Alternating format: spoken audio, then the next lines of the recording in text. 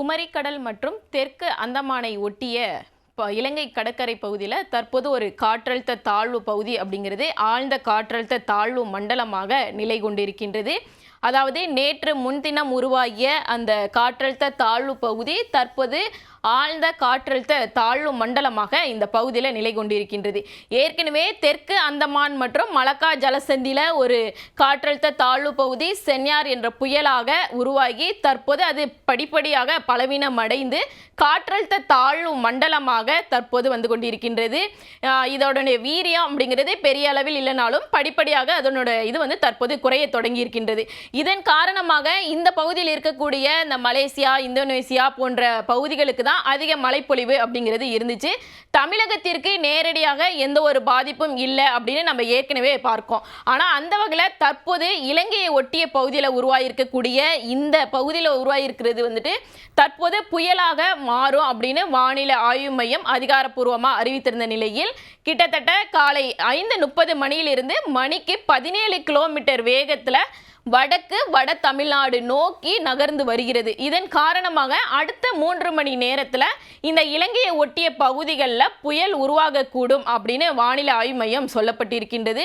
இதன் காரணமாக தமிழகத்திற்கு மழைப்பொழிவு அப்படின்னா கண்டிப்பாக இருக்கு. முதல்ல புயல் உருவாகிய உடனே வந்துட்டு டெல்டா மாவட்டங்களில் அதிக மழைப்பொழிவு அப்படிங்கிறது இருக்கப்படுகிறது.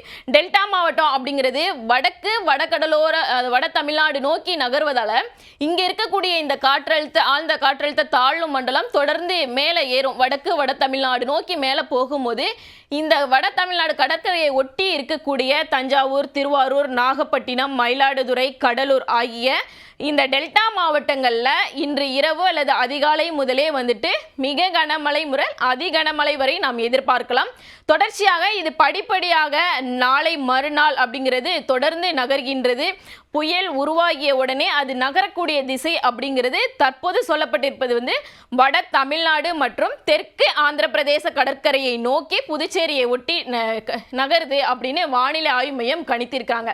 அப்படி பார்த்தோம் அப்படின்னா புதுவைக்கும் கனமழை மிக கனமழைக்கான எச்சரிக்கை இருக்கிறது. அதே போன்று ஆந்திராவை ஒட்டி இருக்கக்கூடிய ஆந்திராவினுடைய அந்த கடற்கரை பகுதிகளில் இருக்கக்கூடிய பகுதிகளுக்கும் அதிகப்படியான மழைப்பொழிவு அப்படிங்கிறது சொல்லப்பட்டிருக்கின்றது.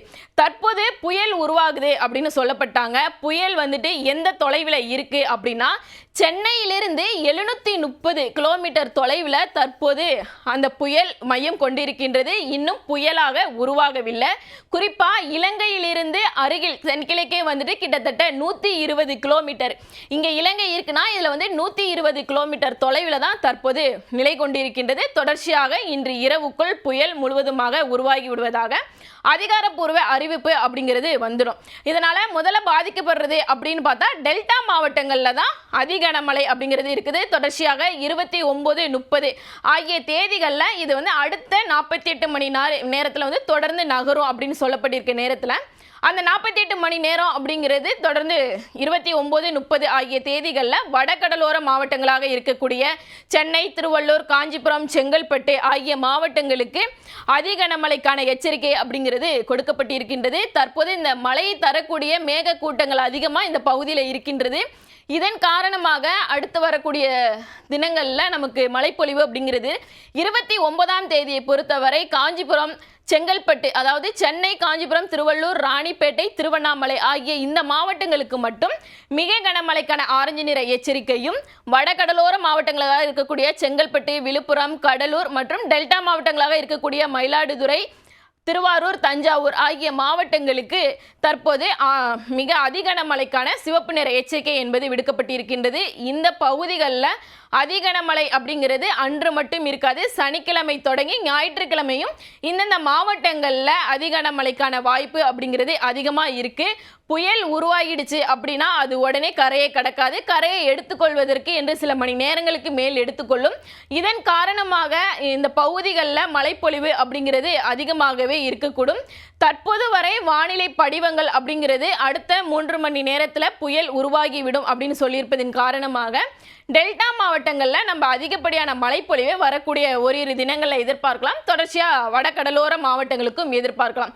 புயல் எங்கே கரையை கடக்கும் அப்படின்னா தற்போது வரை தெளிவான ஒரு பதில் இன்னும் வரவில்லை. அதாவது வட கடலோரம் வட தமிழ்நாடு மற்றும் தெற்கு ஆந்திர பிரதேசத்தை நோக்கி நகர்கிறது அப்படின்னு சொல்லப்பட்டு இருக்கின்றது. இது நகர்ந்து தெற்கு ஆந்திர பிரதேச கடற்கரையை கடக்க வாய்ப்பு அதிகம் இருப்பதாக கணிக்கப்பட்டிருக்கின்றது. இன்னும் முழுவதுமாக புயல் உருவாகிய பின்னர் தான் நமக்கு தெரியும். அதே மாதிரி தற்போது உருவாகக்கூடிய இந்த புயலுக்கு ஏமன் நாடு பரிந்துரைக்கப்பட்ட தித்வா என்ற பெயரானது தற்போது சூட்டப்பட இருக்கின்றது. ஏற்கனவே இந்த பெயர்கள் என்பது பரிந்துரைக்கப்பட்டதன் அடிப்படையில் தற்போது இந்த பெயர் என்பது கணக்கிடப்பட்டிருக்கின்றது.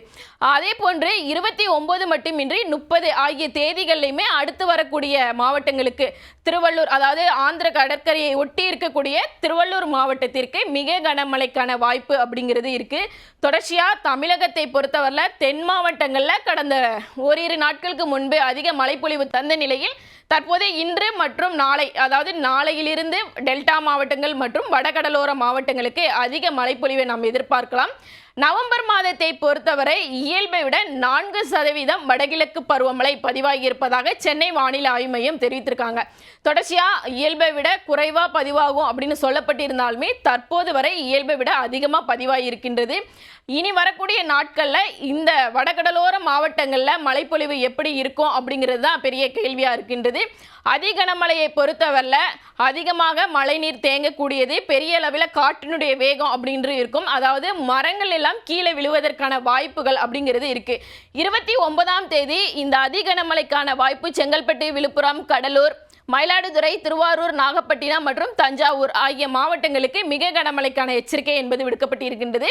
அந்த மாவட்டங்களில் அதிகப்படியான காற்றுடன் கூடிய இடி மின்னலுடன் கூடிய மழைப்பொழிவு அப்படிங்கிறது அதிகம் இருக்கும். அதே போன்று மரங்கள் கீழே சாய்வதற்கான வாய்ப்புகளும் பொருள் சேதங்கள் அதிகமாக ஏற்படுவதற்கான வாய்ப்புகள் அப்படிங்கிறது 29ஆம் தேதியை பொறுத்தவரையில் இருக்குது. தற்போது வானிலை படிவங்கள் அவ்வாறு காட்டுகின்றது. இன்றோ அல்லது நாளையோ கொடுக்கக்கூடிய வானிலை படிவங்கள் அடிப்படையில் இதற்கான மாற்றங்கள் ஏதும் வருவதற்கான வாய்ப்புகள் இருக்கிறது. இருப்பினும் அடுத்து வரக்கூடிய இந்த ஓரிரு தினங்களை பொறுத்தவரையில் வடகடலோர மாவட்டங்களுக்கும் டெல்டா மாவட்டங்களுக்கும் அதிக மழைப்பொழிவு அப்படிங்கிறது இருந்து கொண்டிருக்கின்றது.